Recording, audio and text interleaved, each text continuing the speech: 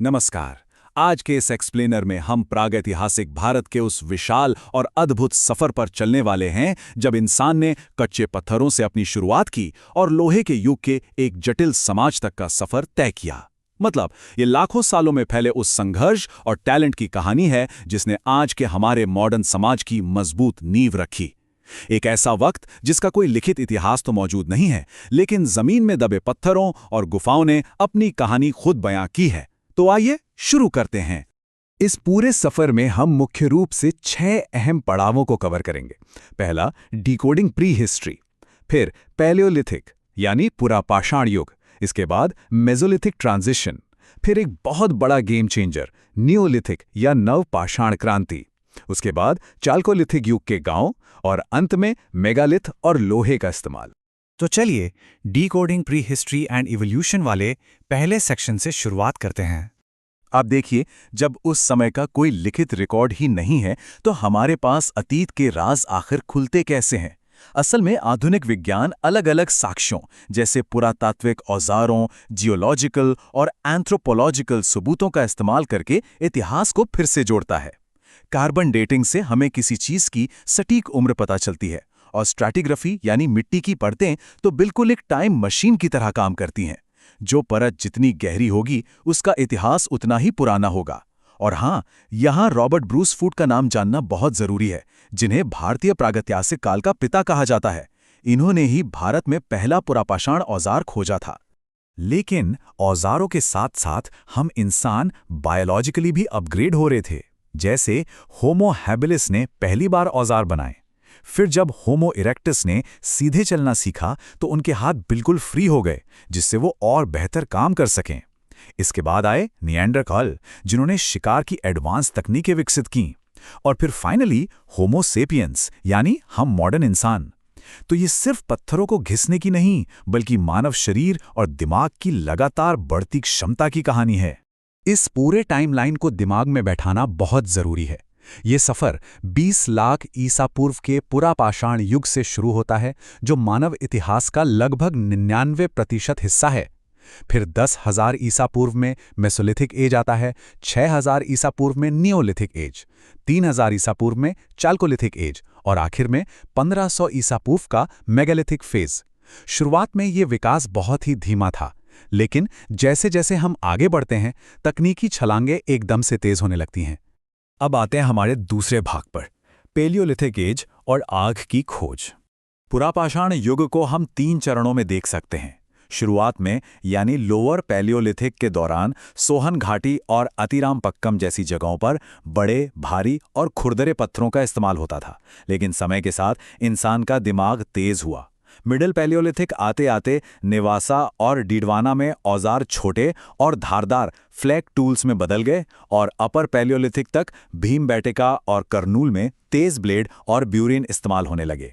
ये साफ दिखाता है कि इंसान कैसे अपनी मेहनत को कम कर रहा था और अपनी मारक क्षमता बढ़ा रहा था। उस वक्त इंसान पूरी तरह खानाबदोश था।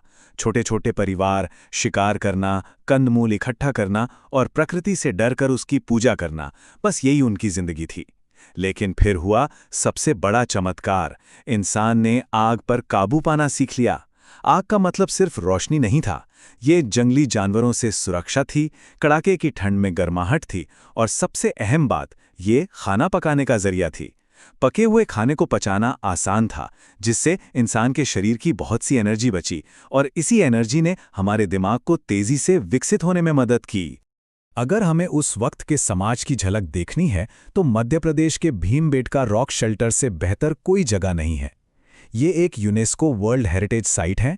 यहाँ 700 से भी ज्यादा ऐसे आश्रय स्थल हैं जो दिखाते हैं कि इंसान लगातार वहाँ रहता था।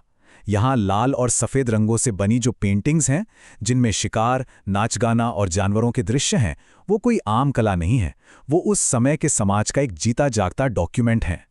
चलिए अब आगे बढ़ते हैं तीसरे भाग की तरफ, मेसोलिथिक क्लाइमेट और माइक्रोलिथ्स।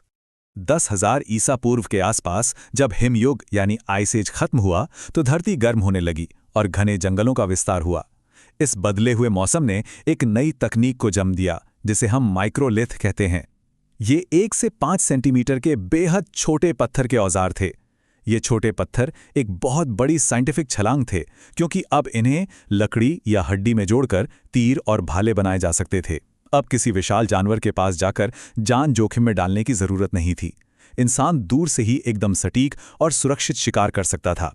इस दौर के जो अहम पुरातात्विक साइट्स हैं वो एक नई कहानी कहते हैं। राजस्थान के बागोर में हमें पहली बार जानवरों को पालतू बनाने के सबूत मिलते हैं। मतलब कुत्ता इंसान का पहला साथी यही बना था। आदमगढ़ में भी ऐसे ही सबूत हैं।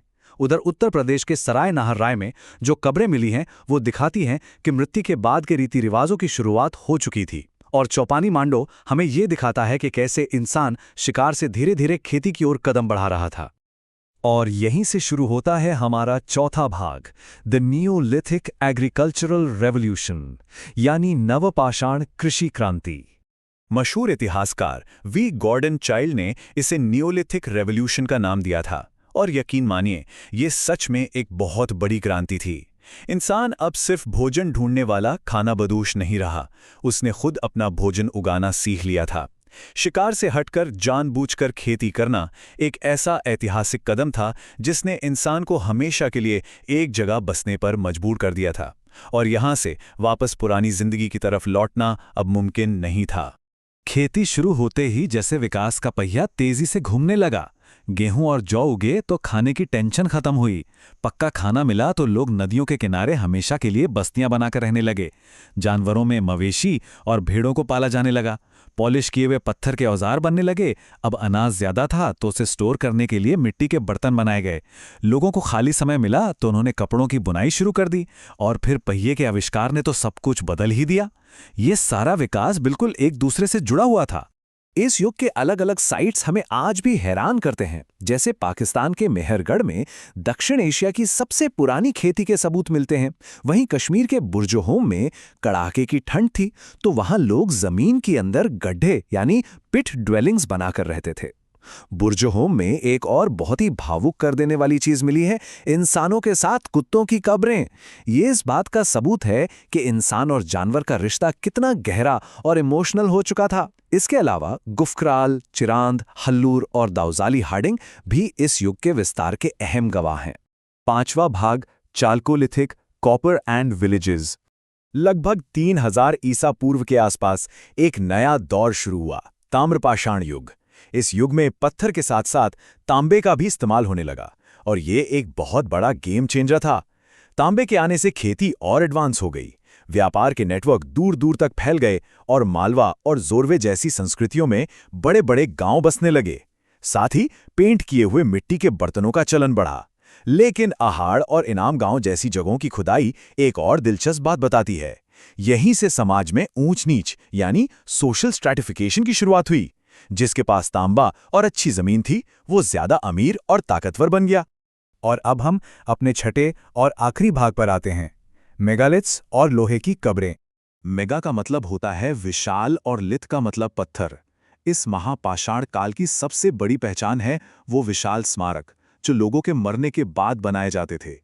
इनमें मेज के आकार के डॉलमेन, पत्थरों के ढेर यानी केरेंस, पत्थरों के बक्से जैसे सिस्ट और सीधे खड़े किए गए विशाल पत्थर यानी मेन्हिर शामिल हैं।